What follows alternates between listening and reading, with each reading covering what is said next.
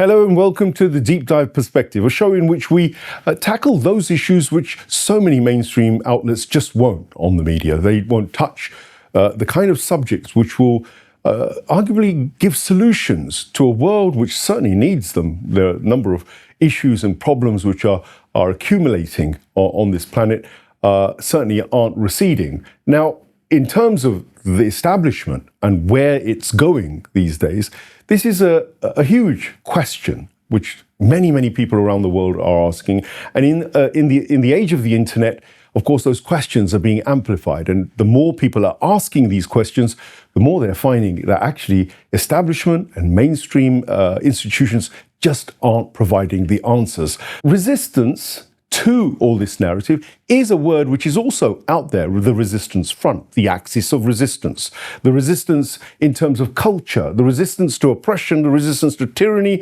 There are many manifestations of what this term now denotes. It's also a method of confusing people. So what is the resistance? What are we resisting? And where is the resistance front in reality? And who is perhaps hijacking the so-called resistance to tyranny and oppression around the world? These are just some of the questions that I'm going to be raising with my guest, Ahmad Hanif. Welcome. You're not only a spiritual scholar, somebody who's erudite in the realms of esoteric, what I would describe as gnosis, or perhaps in Western terms, the closest I can get, metaphysics perhaps, but also law and jurisprudence is one of your fields. So on that front, how do you see the resistance today to imperialist tyranny globally? Bismillahir Rahmanir Rahim. I think to understand this, we have to go back to the simple idea of resistance, okay? That when most people think of resistance, and I think it's correct, we are thinking about putting up an opposition to a threat that is posed against a people or a country or a collectivity. So we have this concept of the French resistance during World War II, okay? Fighting against Nazi imperialism. We have the idea of resistance against colonial forces, anti-colonial resistance, and so on. So it's basically an answer. I don't like to say reaction, because reaction implies a certain level of dependency upon something happening to you, okay? But an answer, to a threat. Now, what is that threat? When we talk about imperialism, a lot of people think about imperialism largely in terms of a political, economic type of phenomenon, which is correct. However, imperialism also has another less mentioned aspect, which is called cultural resistance, cultural imperialism. And in cultural imperialism, we are talking about a threat to culture on all levels, including religion. Okay, so we would include religious resistance, within that sphere of cultural resistance. And when we look at, for example, because really imperialism, at least contemporary imperialism, can also be translated into the idea of neocolonialism. Contemporary imperialism is neocolonialism. When we look at the phenomena of what is happening in the world today, we realize that Western Europe has not changed.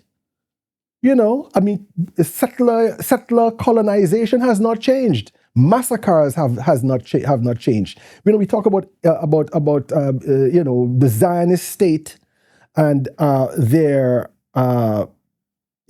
massacre of people. But then what did the Americans do in Iraq? What is happening in Sudan right now, and so forth, you see?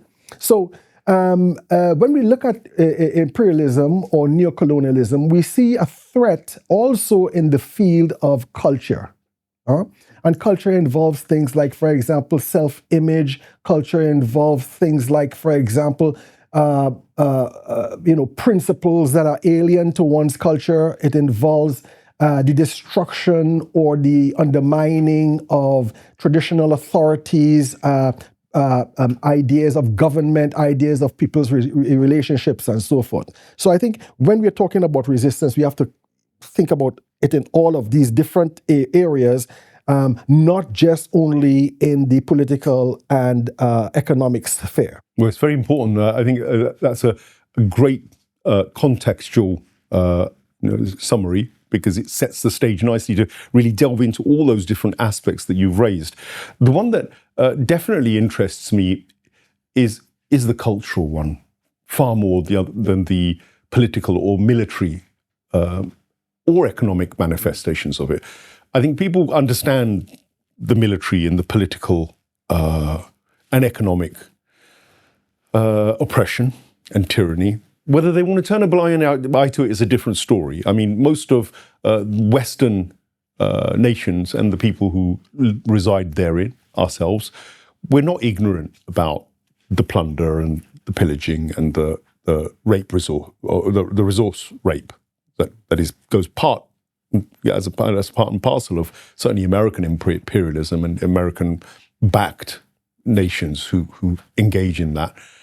But the cultural one is, of course, slightly more subtle, and it's a soft power game. What we do know is that it's not random. It seems to have a very organized strategy concocted somewhere in order to carry this out. Its forerunners and its kind of architects and masters, or those who spawned it, I would perhaps could go further back, but I'd go as far as Edward Bernays and the Tavistock Institute here in Britain as one major originator. It's often said that the Tavistock Institute may well even have been responsible for creation of CIA, or certainly were part of the architecture or the building up of intelligence services in Britain, for sure. So there is an inference that soft power largely is part of the deep state domain, and that there is a lot of resource allocated to it. There's a lot of funds. I think it'd be good to explore the mechanism by which that kind of soft power is generated, and especially in the West. It, of course, it exists in the East as well. Of course, those nations, there are instruments of propaganda and soft power, which also, like to herd people in a direction. But in the large majority of people, I still think there's a very blasé attitude towards how they're being manipulated and how this soft power and this cultural tyranny works. So can you think of some examples that we can get our teeth into around cultural resistance, or rather cultural tyranny? Well, I mean, when we look at, a very important one, a very significant one, is the idea of political expression. The most preferred ways of political expression, the most preferred ways of economic behavior, the most preferred ways of social organization. In these three areas, you find that in especially non-Western countries, that has influenced to a large extent people's behavior. Okay, take for example, party democracy. All right. Or party democracy, all right? There's a word for it. It doesn't come to my mind right now. Okay. From Africa to China, yeah, they all share a Western idea of how to organize, how to have political systems. Sure. Okay. I don't know of any non-Western country that does not enshrine as a fundamental principle democracy. Okay, I'm not anti-democracy now. I'm just I'm just telling you. Sure. You know what I mean? The idea of the rule of the people. What does this mean? That any group, any idea that just pops up among the people, okay, has a right to dominate. All right? That you should have elections. If you don't have elections, you have a dictatorship. Everybody ascribes to this. And interestingly enough, multi-party democracy, that's the word I was looking for. Multi-party democracy is one of the major ways by which a society, easy ways by which a society can be infiltrated. Even in Western countries. Okay? Because multi-party democracy, for example, without constraints, like, for example, constraints on, let's say, for electoral expenditure. Okay? Like, for example, constraints as to, in terms of people being funded, you see, can lead to the rule of, can lead to plutocracies, like you have in America, like you have here in England. Well, people will say, no, America is a democracy. Look, we get to vote, and we vote who we want, and therefore this is people power. Yes, this is propaganda. This is propaganda that people have consumed. Because when these people come to power, okay, they don't serve the people. They serve their funders. You see what I mean? But everybody, accepts this as the symbol of freedom. Well, Donald Trump has just come to power, so Right. we should raise Donald because he's going to be here for a while now. I hope, unless that, well, one would imagine, unless they incarcerate him at some stage. But the reality is that he says he's anti-establishment, that he's coming in to clean up. His whole mantra is that in a democracy we've got too much technocracy controlling, too many neoliberal ideas, too many people who are basically taking the power away from the people. And now he's the champion of the people, and the MAGA movement and all the other paraphernalia that goes with it would ostensibly would be cited as an example of how democracy in the West actually is legitimate, and it really is a functioning democracy because you can speak out. But what's your answer to that? Well, politicians who are servants of capital can say anything they want.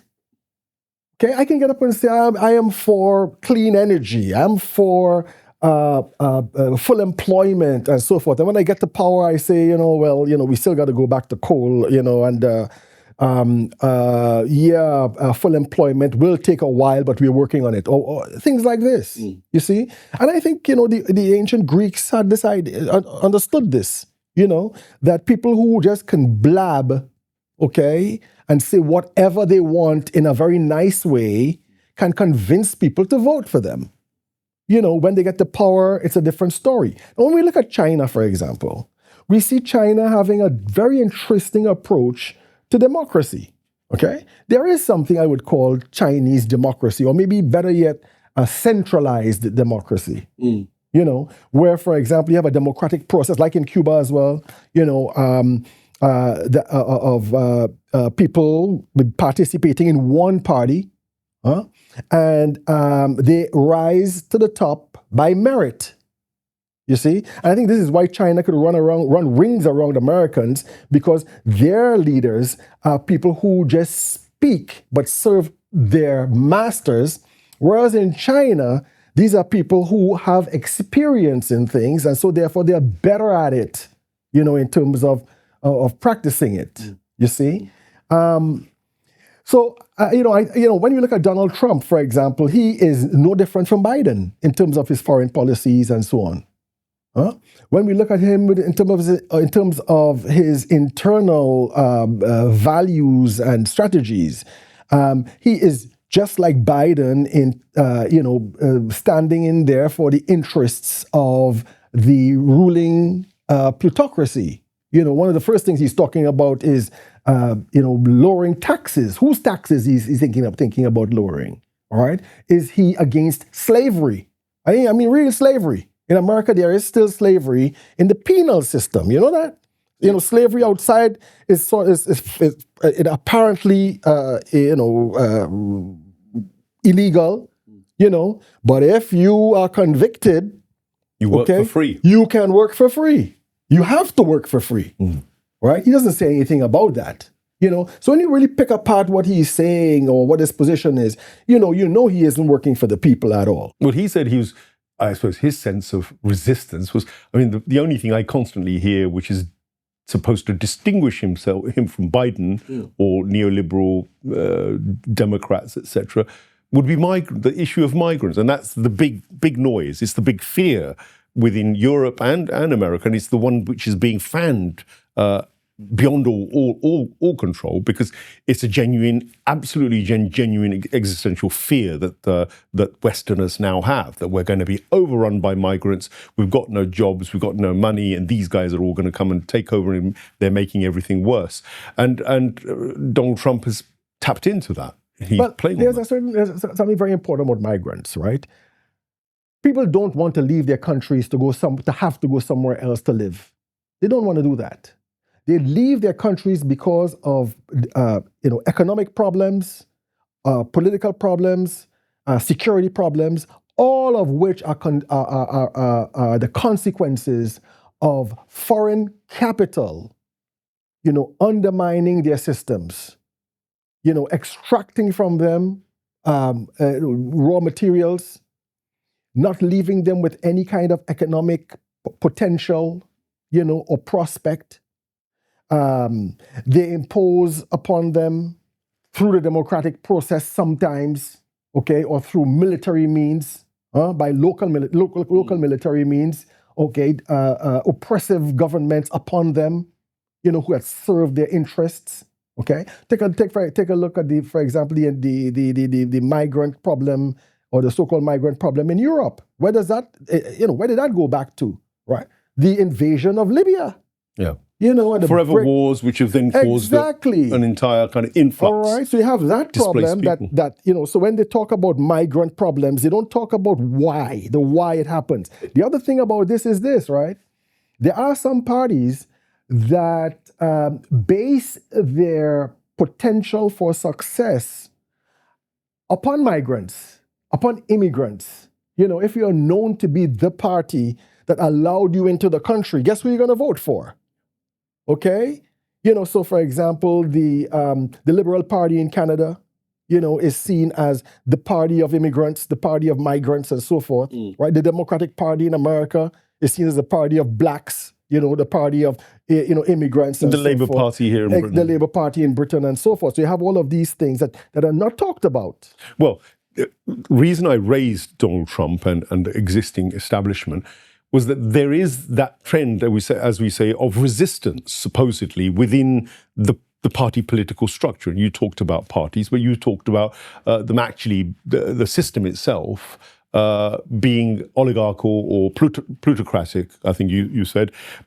And that seems to be a truism. If I go through most of Western democracies, it seems very clear that people power isn't a reality, and actually oligarchical corporate power is far more close to the reality. So therefore, I'm going to kind of top it by saying, well, perhaps resistance isn't possible through the establishment itself. Would the establishment really want to be turned over and changed through its own system? No. The resistance cannot occur within the establishment.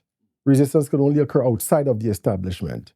And maybe outside of the establishment, and when it becomes well organized, you can have elements of your resistance movement within the establishment, if you know what I'm saying. But they're serving you outside, not them on the inside. You see? And really, I think it's true in the sense that, for example, political resistance or political resistance as a culture, right, has still to be developed, and still mature. Because we are still in the conceptual stage of it, and that might imply, for example, a kind of an anarchic type of an approach. Anarchic in terms of, not in terms of the sense of chaos, right? But anarchic in terms of, independent social units, behaving in an a political manner. When I say anti-political, I mean anti the political systems manner. You know what I mean? Groups of people who get together, for example, to, let's say, live organically in terms of eating or growing their own organic produce. You know, people carrying out economic relationships between themselves that exclude that of the state. You know, things like that. You know, these type of structures are actual resistance. You know, but what we're talking about here now is conceptual resistance. Right. You see? Yeah. So this leads me on nicely. So maybe looking at more examples of the areas where resistance already is taking place, but as you say, quite organically, not terribly well organized, and certainly not interconnected. But let me roll off a few things that I've come across. So, and I'll vary as well as to what is legitimate resistance and what might be resistance which is just simply controlled opposition.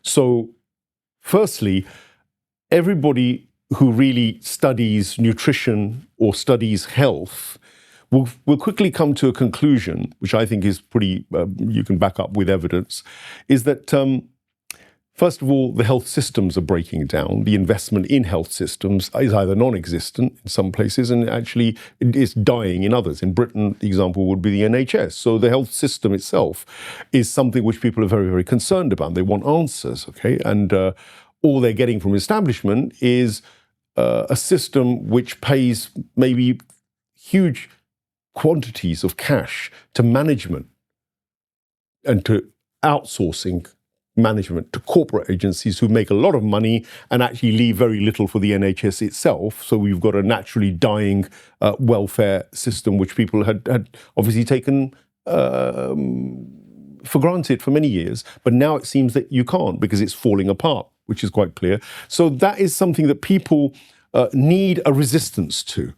What is the alternative? Well, you see a lot of alternatives, herbal remedy style talk going on. There are movements around that. I'll move on to say food production, for instance. Again, establishments' food production processes seem to be siding with corporate food production.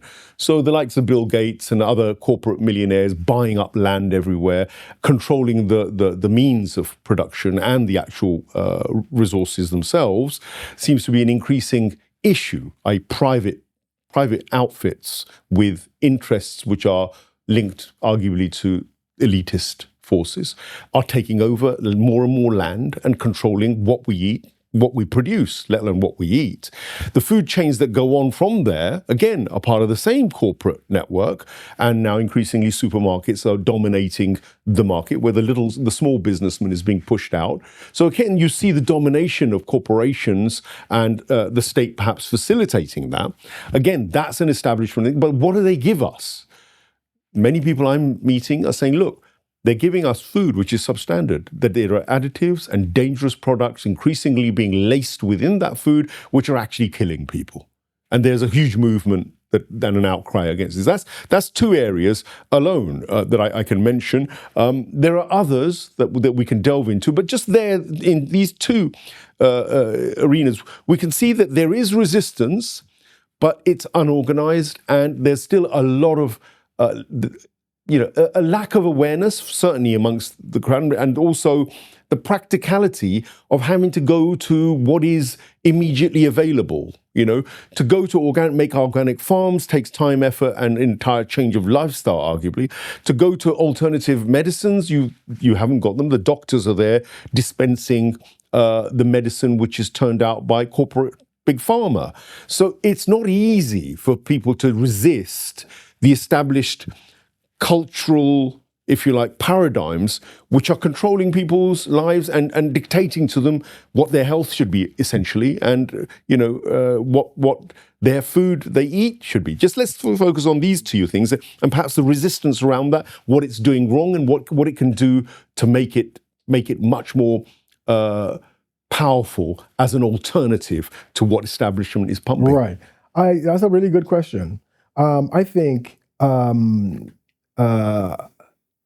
first of all, you have to develop a consciousness among people.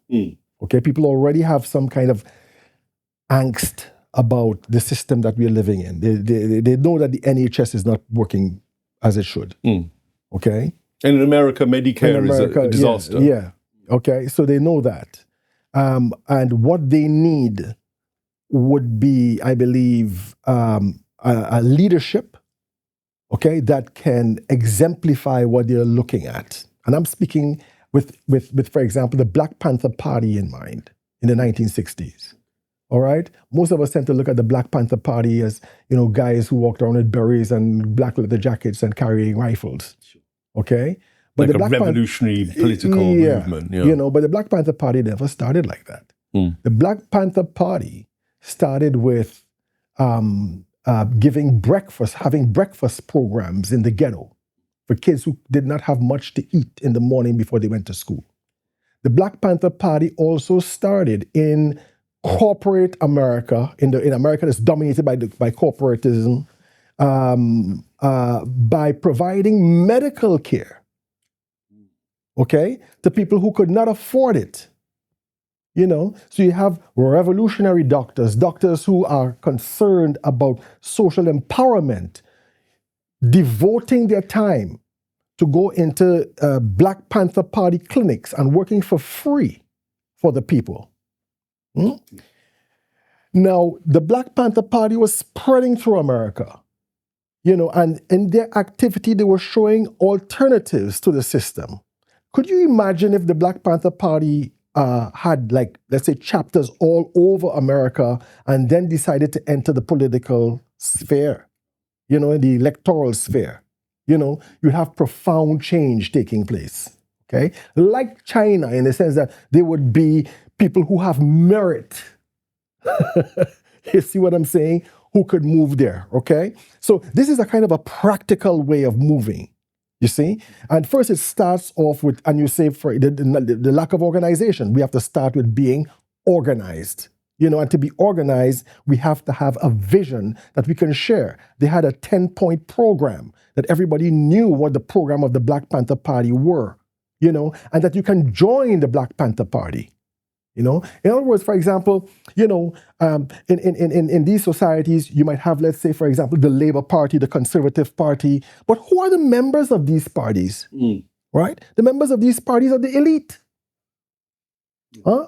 But if you have a party where the people themselves can join, the people themselves can have an input into the policies of the party, the direction of the party, etc. Et let me give you Jeremy Corbyn's example here. People say that there was a populist movement into Jeremy Corbyn. A lot of young people, a lot of people looking for change who backed him and who came in. But then the system launched one concept, the idea of anti-Semitism, and destroyed Jeremy Corbyn and destroyed the Labour Party as it was known. So the system has its mechanisms of being able to detect viruses that are going to come in and destroy it. Virus in the sense that an idea or a movement which is going to derail them. Jeremy Corbyn had a lot of great ideas about how the economy should be sorted out, and they made short work of him, basically. That the establishment, I think, all turned in, and he was history as a leader. That those people who are members of that Labour Party, I'm not sure how many of them stayed with the Labour Party afterwards, because Starmer is a completely different beast, quite clearly, very establishment, servile to establishment interests. So that is an example of going into a system and a leader who gave the right ideas, yet he was rejected by the people themselves, supposedly, because on the electoral front, he was soundly beaten, they would say. So the system has ways of fragmenting and destroying these kinds of movements as well. And I'll give you maybe another example, controversially perhaps. You suddenly see these movements like the anti-climate change movement, some of them, I think they were called Extinction Rebellion was one that comes to mind. Another one is Big Oil, which is lively. Extinction Rebellion has died down, but mysteriously rose and mysteriously died away as well. Big Oil mysteriously has risen, and it's there at the moment. And it worries me that some of the resistance, therefore, first of all, that is legitimate, will get infiltrated by the establishment. subverted and changed. And I'm going to come back to Black Panthers here. What happened to the Black Panthers with their movement? It's worth maybe continuing your analysis of that, bearing in mind what happens to these other resistance movements, whether it's the environmental movement or whether it was the whatever it might be in terms of resistance. The establishment's reaction to it is very important to see how they responded and what made those resistance movements arguably fail. Right. Well, in the Jerry Corbyn example, I doubt that this can happen to Jerry Corbyn today, okay? Because of the lack of trust in the media, because they use the media against him to turn people against him, okay? Today, that will be very difficult to do, you see? What's changed? What has changed is because of the genocide in Gaza and the feeble attempts, of the system to justify its actions. Okay, the fact that, for example, we realize that law, is for certain people and not for certain people. You see what I mean? A lot of people are seeing this. It is quite true that maybe in the time with Jeremy Corbyn, we could not have done much about it. It had to be a lesson learned. So the next time we do this, we can cover that base.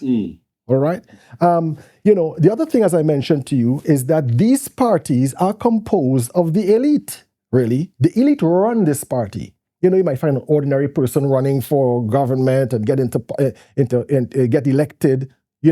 But their position in the party, if it does not conform to what the leadership does or wants, it's marginal.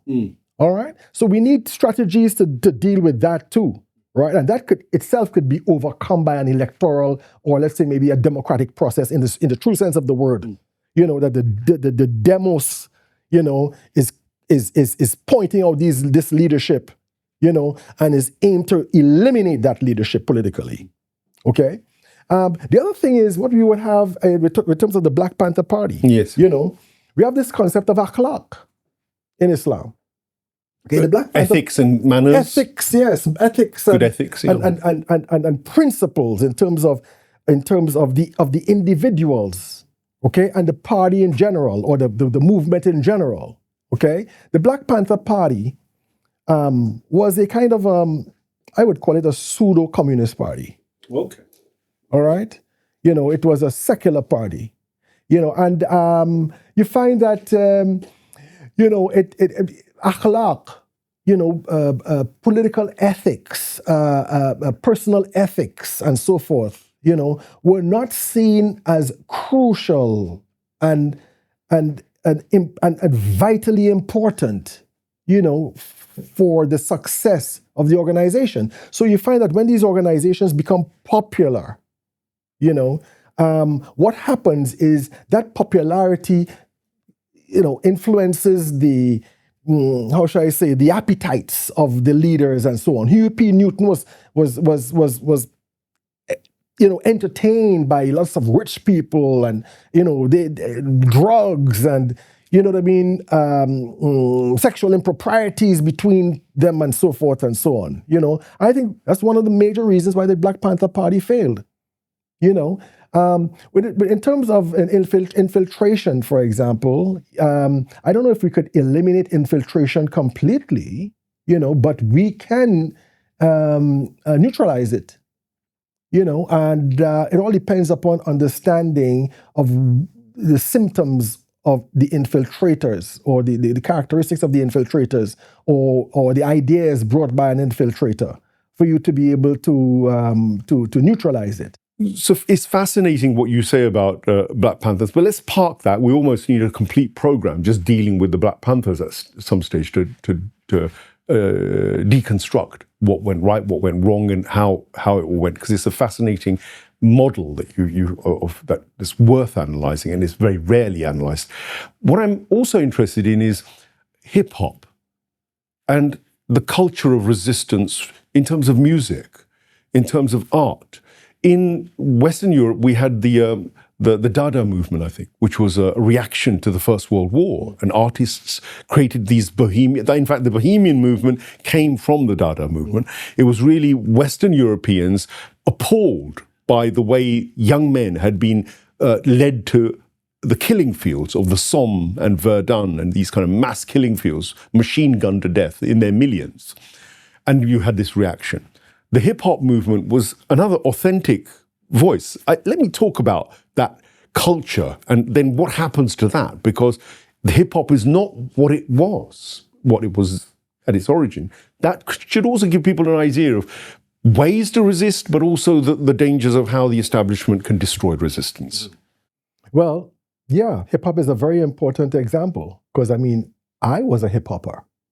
You know what I mean? In the 80s and so on. I'm sure you could still do it. You know, and at that time, hip-hop was about social criticism. You know, I had like Grandmaster Flash, you know. What was the content of hip-hop? Public Enemy, you know, Africa Bambaataa and so forth, right? The content of hip-hop at that time was black consciousness, was resistance, was political education.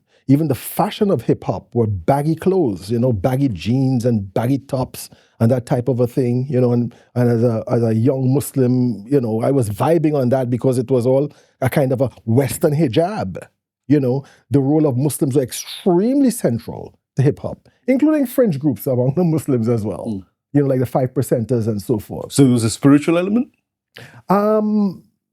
You can say it was a religious element also involved, because spirituality is a little higher than that. And what happened in the hip hop by the time the 90s rolled around, the mid 90s rolled around, is that hip hop was bought out by the music industry, by Sony, by Warner Brothers, and so forth and so on. And by virtue of the fact that they started to control hip hop, they started to change the narrative. Right? They started to tell the rappers what to rap and what not to rap. They started to invent their own rappers, you know, take people off the street, you know. And so we have, like, for example, now these female rappers like, you know, Carly B and this A and this C and so forth, you know, this first name and then an anonymous, you know, abbreviation of their last name to show their dispensability. You know, and it moved from struggling against police oppression, etc., and moving into the area of sexualization of women, you know, of celebrating alcohol and drugs and gangsterism and so forth. And in fact, some of these DJs, radio DJs, white radio DJs, you know, could create gang warfare in the neighborhood, you know, by just bringing a rapper in the studio to talk bad about another rapper. Wow. You see what I mean? Okay. Now, you know, resistance. How do we resist this? Okay. We need to resist this by reinventing or reestablishing the cottage industry of hip hop as it started before.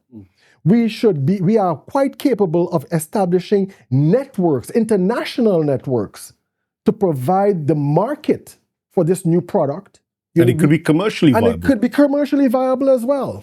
You know, and this is what I mean by resistance, you see? Well, we've really begun to broaden out my notion of resistance, because I came into the show obviously thinking about Gaza, thinking about the resistance of the oppressed people against Israeli, you know, establishment and the genocide that's going on. I thought about the axis of resistance where, you know, American imperialism in West Asia is being resisted by the likes of Yemenis and Iraqis and even Syrians, etc., and Lebanese. And we're seeing the results of that in death and destruction, of course.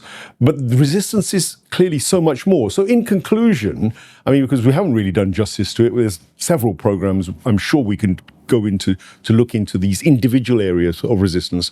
But as far as the cultural angle goes and the relevance to it today, where do you see and what would you advise people who are or consider themselves awakened enough to resist the tyranny of imperialism, what should they be doing? I think they should be thinking about integrating all these different aspects of cultural resistance. Not just cultural. I mean, all these different aspects of resistance. Okay, cultural resistance has a very profound influence upon political resistance of people. Okay, because the economic oppression of people, because cultural expression also has a market, also has people who have customers. You see what I mean, right? So I think we need to clarify that. I mean, I look at, for example, the March of Freedom, I think it was called, in Palestine. Yes. The Palestinian dance. March of Return, yes. Yeah, March of Return, the Palestinian dance. Yeah. Okay? Yeah. Was a cultural aspect of resistance right there on the front. You see what I mean?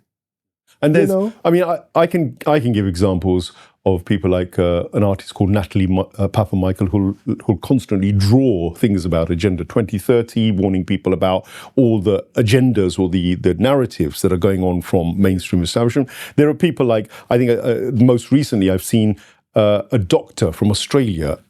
I think she calls herself EMR or something like that, or IMR. Right. She's launched a single and she's been sacked by her management and the record label, but she's gone viral within the internet circuit. We see examples of it also, arguably, in footballers, for instance, who will refuse to follow the establishment agendas, maybe when they're forced to vindicate LGBT. I think a Manchester United player, Nusser Mozari, was an example. These are all examples of resistance to fixed narratives being pushed out largely by neoliberal imperialism, which is the chosen, is the weapon of choice at the moment culturally. That seems to be what imperialist establishments use. So just one final, I guess, bit of advice to those who want to engage it, because meme culture is also arguably resistance. There's a lot of meme culture, which is all across the internet, which criticizes, in fact, it's one of the most powerful forms. Few words, maximum impact, but it gets censored, Aga. There's a lot of censorship and there's a cancel culture, which is trying to suppress this all the time. What's your final message to those involved in cultural resistance? Again, the key word is organization. Okay, organization on a local and also international levels.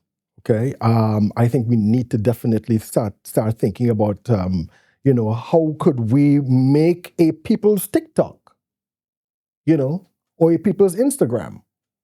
We already have the template. Okay, we might need the money for it. How do we raise that money? How do we establish this? This is the organizational aspect of it. Once you have, it's like a bricks.